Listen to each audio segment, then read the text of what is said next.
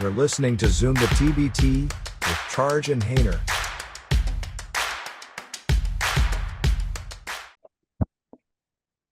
Hey guys, it's Charge Hayner at Zoom the TBT, and we have one of the new teams that we're kind of curious about. We have the Red Rose Thunder and their GM and assistant coach, Lucas Morrison. Lucas, how you doing tonight? Doing great. Glad to be on the show. Yeah, thrilled to have you, in fact. So honestly, the great thing about TBT is there's a whole lot of different teams. There's a whole group of different stories and ways to get into the event. So tell us a little bit about the history of the Red Rose Thunder. So Red Rose Thunder originally were known as the Ephrata Thunder and played in a league known as the ABA, which is a semi-pro league. Played in that for a year and then moved to the ECBL and renamed the team Red Rose Thunder. We're in the ECBL for 3 years. And as the reason we changed it to the Red Rose Thunder is because we moved to the city of Lancaster. And back in the old days in the 1800s, the Lancaster is known as the city of the Red Rose. So they actually had a war with York, which was known as the city of the White Rose. So it's called the War of the Roses. That's where that comes from? Yeah. No kidding. So that's how the Red Rose Thunder started, is because Lancaster City Red Rose, and we actually, our first year, we're actually playing a team from York, and we called it the Battle of the Roses, and that's how we introduced that we were going to be known as the Red Rose Thunder from forward. Hang on. Okay, that's just now. There's also an English one. That's probably the more famous one. That's probably the more famous one. Okay. Oh, yeah. I was a little confused. I was like, what the heck is going on here? Okay, got you. I always thought of Lancaster. The thing that comes to mind is pretzels, right? That's the other thing, right?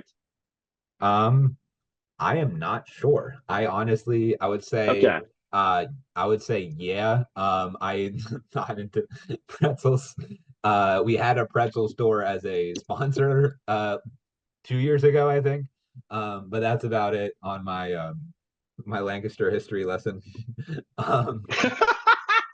That's about as far as my knowledge goes on Lancaster history. I got the Rose part, and I know a great team that's the first commercial pretzel bakery is in Lancaster. That's where I got it from. Okay. Yeah. Pretzel, the wonderful low-fat snack. Okay, enough nonsense here. Now, also, you have some different coaching experience. Now, you and your mother are a coaching team. Talk a little bit about how your mother, it's Malin Morrison. Mullen Morrison. How did she get to become a coach? So she's originally from Sweden. She went to a basketball high school and then played in the World Championships representing Sweden in Turkey. And she then moved here to play for Delaware University. And then after that, moved to Pennsylvania and began coaching at the high school level. And since then, she's coached for 16 years, I believe. And then 4 years ago, we started up the team. She was originally asked to be the head coach of the team.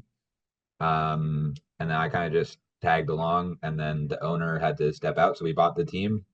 And since then, it's been our team.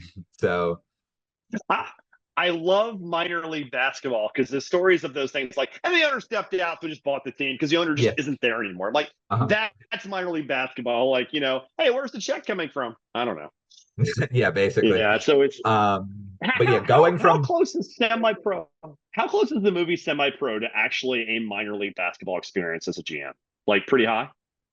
I would say pretty close. I don't think the games don't draw the amount of crowds that they do in the movies. I wish the games did. So if you guys are watching this and have a semi-pro team in your area, make sure to go support.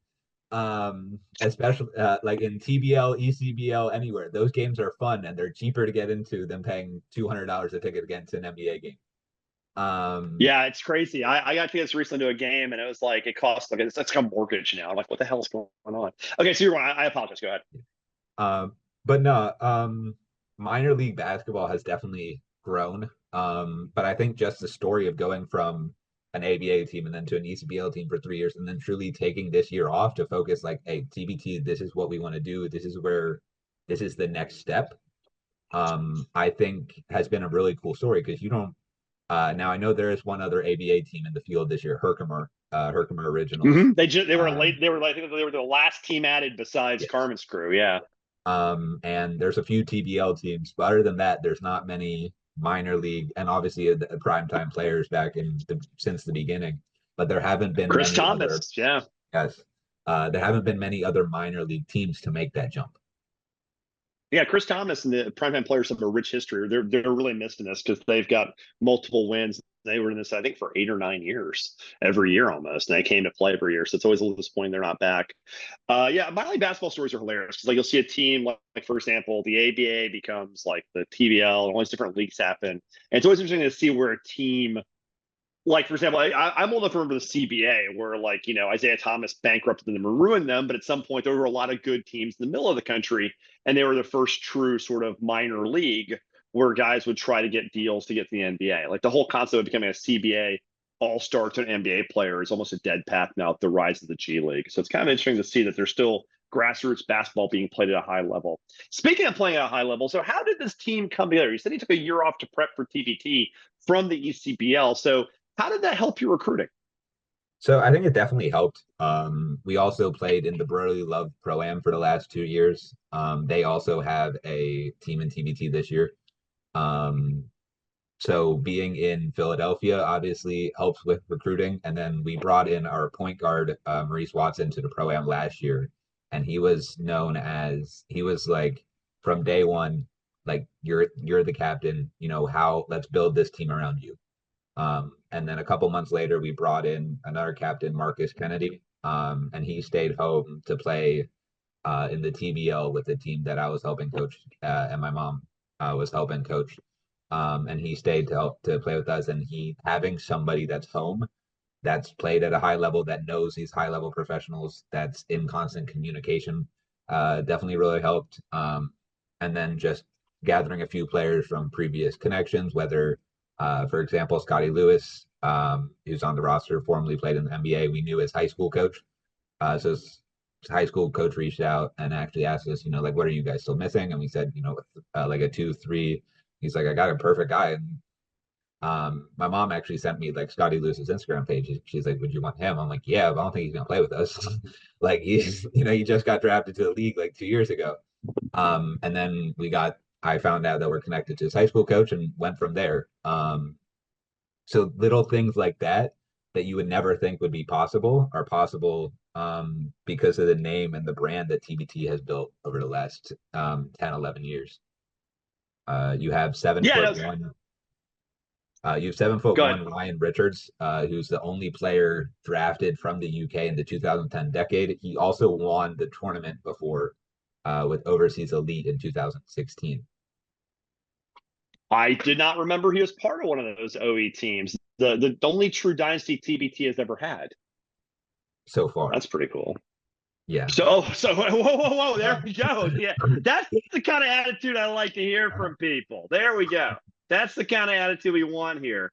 Okay, so I like that. Let's get into this. So okay, so fine, no dynasty yet. So let's get into this year then a little bit. So you guys are playing last year's stunning debutante, and you're playing the Brown Ballers, last year's India Rising, yes. A team that's where you wanted to be in the future. They got a huge scalp in beating the host the Red Scare last year. I was actually there. It was a lot of fun to watch them play. So is having a team there so that bracket in a very similar situation, trying to get respect, having done it before, does that help motivate your team in TBT? I mean, I think the $1 million prize helps motivate the players as well. That too. I makes sense. Always nice. And I think the players that we've added truly want to win. But I mean, Brown Ballers, like India Rising, the story and the level of play they came out with in that game against Red Scare was amazing. We personally went to the Dayton Regional for the quarterfinals, semifinals, and championship 2 years ago, and that atmosphere during those Red Scare games is amazing. Like the crowd is in it, like it feels like a college game.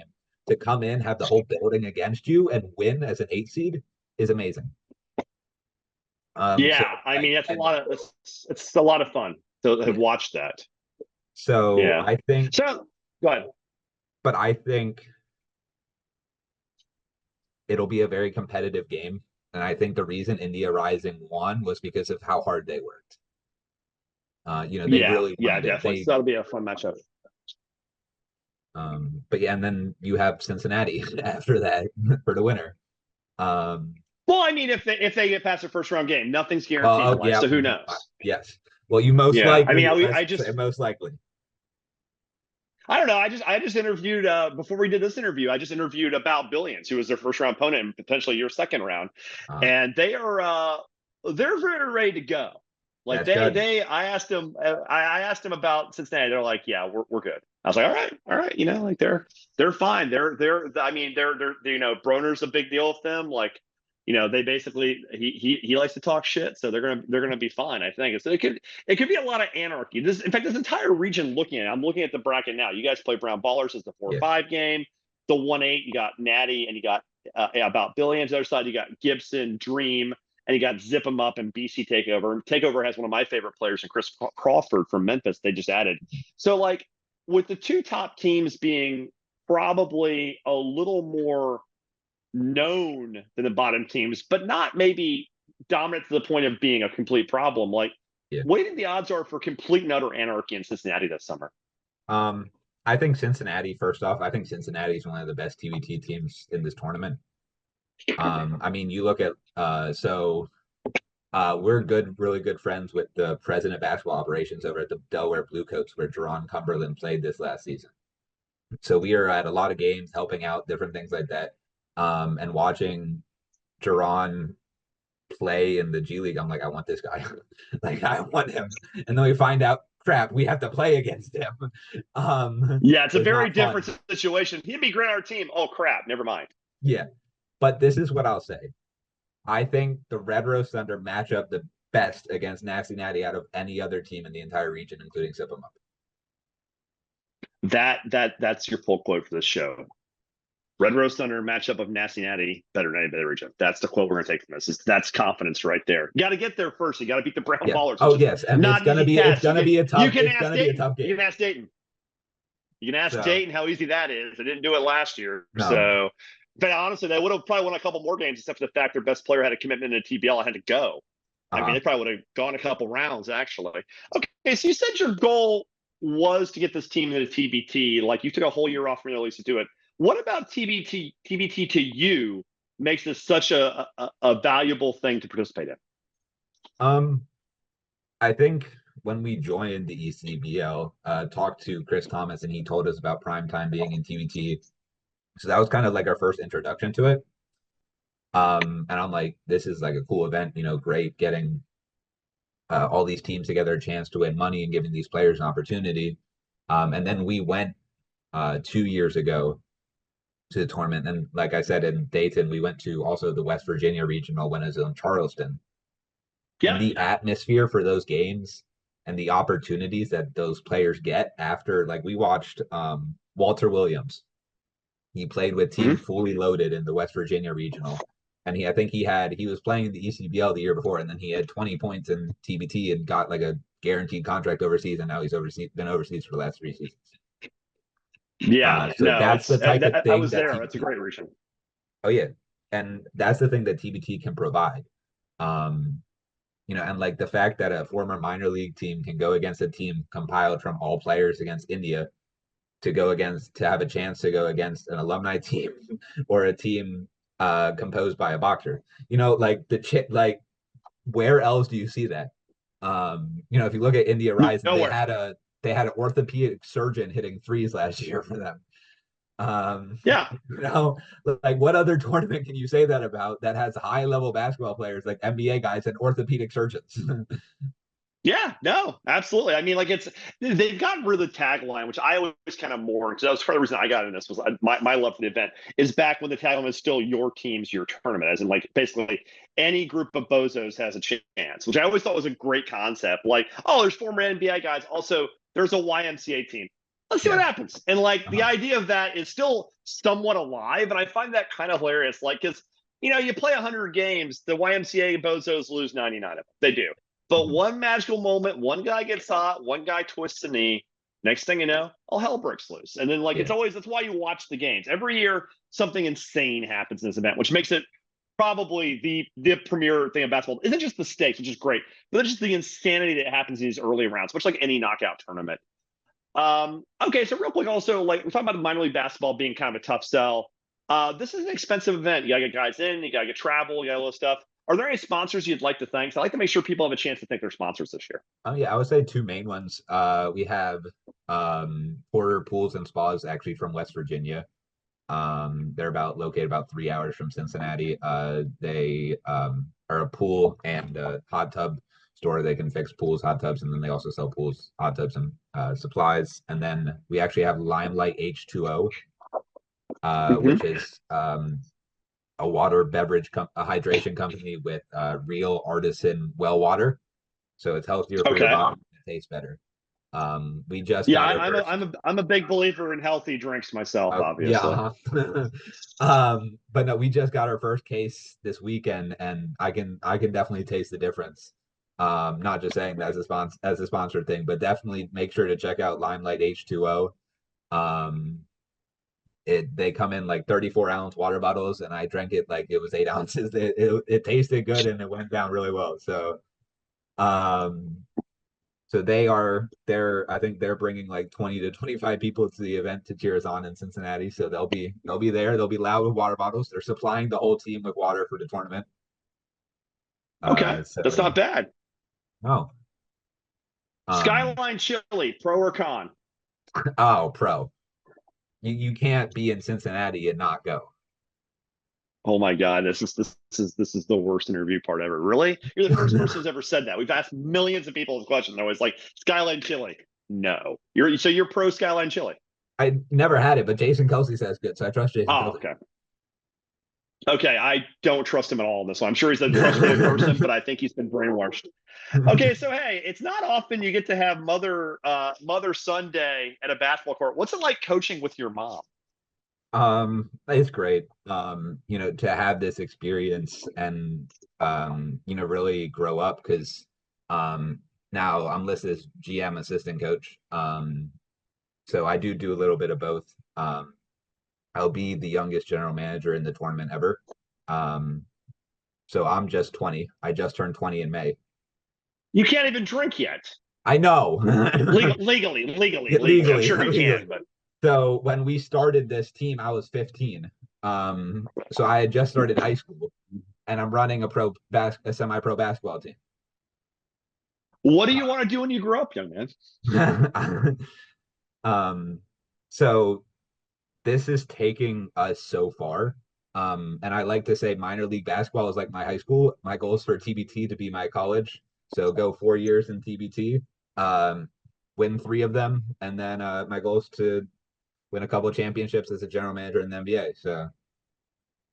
Oh, okay. Yeah. Set the sights reasonable and small. I love it. Just go ahead and start with a basic small concept. Uh-huh. Oh my God, I didn't know you were that young. That's actually actively hilarious. I love this now. This is kind of crazy. Okay. Coach GM, Mr. Morrison, how does the Red Rose Thunder want to play? I think we definitely want to play with a fast-paced offense. Like I said, with Maurice Watson, he loves getting the ball either whether they score or not, and just pushing the ball down the court. We'll have some set plays. Definitely if things get out of whack or if the other team goes on a run or close to quarters or halves. But just talked to him last week, and he said his goal is to get stops, get rebounds, and push. So definitely, you got to get up and down this event. You got to get stops. You got to score. Now, in any of the leagues you've played in, have you had to coach with the Elam ending being consideration? That is the nice part about being in the Burley Love Pro-Am. We've coached with the Elam ending for the last 2 years, so know it well. The only difference is they play 10-minute quarters, running clock in the Pro-Am, but then under 4 minutes, it's +8 to the Elam ending score, to the target, to highest score is the Elam ending score. Yeah. So having that for 2 years, I think like 15 to 20 games, don't know the exact total of experience with it, is nice, because it's not like it's a first time thing that we're going into. So I'm so glad we've been able to have that experience and know, hey, this is a strategy for this, this is during this time, this is when you want this to happen. little things like that instead of coming in like a lot of some even these alumni league. Alumni teams do. Even like Cincinnati, their first round, their first time, they didn't really know what was going on. They kind of came in and kind of um, didn't really put their best foot forward and kind of and were shocked. And then Fort Wayne Fort Wayne killed them in the first half, and they were like, "What? Oh, this tournament's for real." And then they came out last year as a 6 seed, actually prepared. Yeah, it's kind of interesting how like these teams don't know like how to play in the first couple of years. Now, even though you have experience coaching with Elam Ending, you are a first-year TBT team, which usually lends itself to getting your asses handed to you in the first round. So, how do you plan on mitigating the lack of TBT coaching experience for your roster? This is what I'll say. So I was actually looking. The last 2 years, there hasn't been a single first-year team that has won a region. The last, so if you look at that, and then you look at, I don't even know how long it's been since the first-year non-alumni team has won a region. Ever. Yeah. So years ever. I mean, first year non-alum team winning anything is pretty rare. I mean, not many non-alum teams. I mean, Sideline made it deep one year. Hardfire won the whole thing last year. But generally, most and obviously, OE is a non-alum, and they won the whole thing their first year, and then 3 years after that. So the last time you'd have a region winner, I think OE is the only time a first-year alumni teams won a region. And if you're one of our listeners, and I've got that wrong, please correct me. So I'd like to know people are listening. Yes, so if I have that wrong, I would like to know too. Because I think OE is the only time a first year non-alum won a region. And again, if you're listening, I'd love to be wrong for a change. It lets me know if people are actually listening to the show. So if I got it wrong, fucking correct me. But anyway, yeah. So okay, you were saying so no one's ever done it since OE. Since OE, and like I said, the same time we mentioned OE yet, and that's the key word. It's yet. I definitely think Cincinnati is the best team on paper. But it's about, at the end of the day, it's about the 3 letters that are going to be on the back of all of our shirts. It's WIT. It stands for whatever it takes, and that means that not only the players, but the coaching staff and management and everything like that will do whatever it takes. We will put more hours into watching film, more hours into strategizing than anyone in this tournament ever has. I can promise. Well, yeah, you're 20. You got nothing else to do. No, I'm kidding. Yeah, I don't. This is my life. So, well, I have shirts older than you. This is cracking me up. Like, I didn't know you're that young. That's hilarious. Okay. So it's been a long night. You're really fun. But let's go ahead and get to you the last question. I want to move on a bit, and we'll talk a little bit afterwards. Again, thanks for coming on. Of course, thank you for having me. Well, actually, 2 questions. I'm gonna give you 2 questions. One, how are you gonna spend your share of the $1 million? So with my share, so not only am I 20, okay, I also have 2 disabilities. I have Asperger's, which is known as high functioning autism, and I have Crohn's disease. Okay. So my goal is to start a foundation for raising money for kids with those disabilities to show that there's other opportunities to get involved with athletics that aren't just physical, if that makes sense. Because for me, growing up, with Crohn's, I can't run a lot, I can't work out a lot, but I can sit and do numbers for hours. So this has given me a chance to be involved in basketball, be involved in the state, in the sport that I love, while still being in a controlled environment where I'm not getting sick and then I'm not pushing myself physically. And I think more kids and more even adults with these disabilities need to see that you can keep going. I always say a disability, it's not a disability, it's an ability to do things differently. Absolutely. Okay, so that makes sense. I think that's a really good answer. I thought you were going to say cocaine and strippers, but that's a much better answer. The last one I'll leave you with. This is your last question, so feel free to empty the tank. And we talked about this a little bit earlier, kind of what you're playing for, but obviously you're not going to have the fans with you against Cincy probably, but you can get the Xavier fans because they hate Cincinnati just as much as I do. And also you can get the neutrals. So why do people watching TBT need to be rooting for the Red Rose Thunder? So first off, and touching on Not only that, but if we're able to win the regional and go farther and advance to the semifinals and championship, it'll be in Philly, which is basically our home. So there we'll be able to get the fans. But what I'll say is, one point is why I just touched on, people with disabilities, and people who've been told they can't their whole life. There's a lot of, you can't do this or you won't be able to do that, and then I've just done it. My mom being one of the first female coaches. I'm not sure if she's the first female head coach. I'm not 100% sure on that. If someone can find that out, that'd be great. But as far as I know, I believe that she is one. She's the first, if she's one of the first, if not the first female head coach in the. She is one of the first. I don't think she's first. I'm trying to remember. I think we've had a woman. Well, yeah, last year, Team Gibson, I think last year was coached by a woman. In fact, so no, but she's one of the first. Yeah. Yeah. So that, and then also we're playing. So on our left chest on the jerseys, will be a number 13. You see it here. So we. Last season during the ECBL, we paid tribute to one of our players who passed away 2 years ago. His name's Makai Clemens. He passed away in a tragic motorcycle accident. And he always wore 13 no matter where he was. So we retired the number 13 from Red Rose Thunder forever. And it stays over the heart because we're playing for him and we're playing in his honor. And if we are able to win, part of the winnings will go towards his foundation that his mom set up. So it's yes, it's about winning, and yes, it's about winning money, and about progressing careers of players and myself as well. But it's also for him, because at the end of the day, that was my number one thing. I'm like, we have to do this for him. Like, I was worried about not having his jersey number on it. I wanted to clear it with his mom and family and make sure that everyone was okay with it. And they're like, that's great. We love that you're doing this, and we're super thankful. And he would love it. But playing for him and making sure that we get to know people, that let people know who he was as a person and a player, is so important to me, because he has made a big impact on my life and a lot of our former players' lives and current players' lives. So that is so important to me. And I know a lot of people can relate to people who aren't family, who are family. Yeah. Like we say family is a team, like we mean it. Like that is, like, he's made such a big impact on me as a person in my life. Like he is his son, and his son was born on my birthday. Okay. Trying to raise and help him support, raise money for him on our first game to help him with college when he gets old enough to go to college. So if that's not a reason to support us, I don't know what is.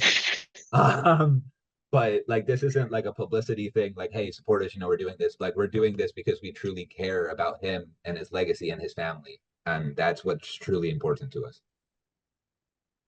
That's a really good answer, Lucas. I really appreciate your time tonight. Lucas Morrison, the youngest GM in TBT this year. Nice to have you on for the Red Rose Thunder. Of course. Thanks for having me.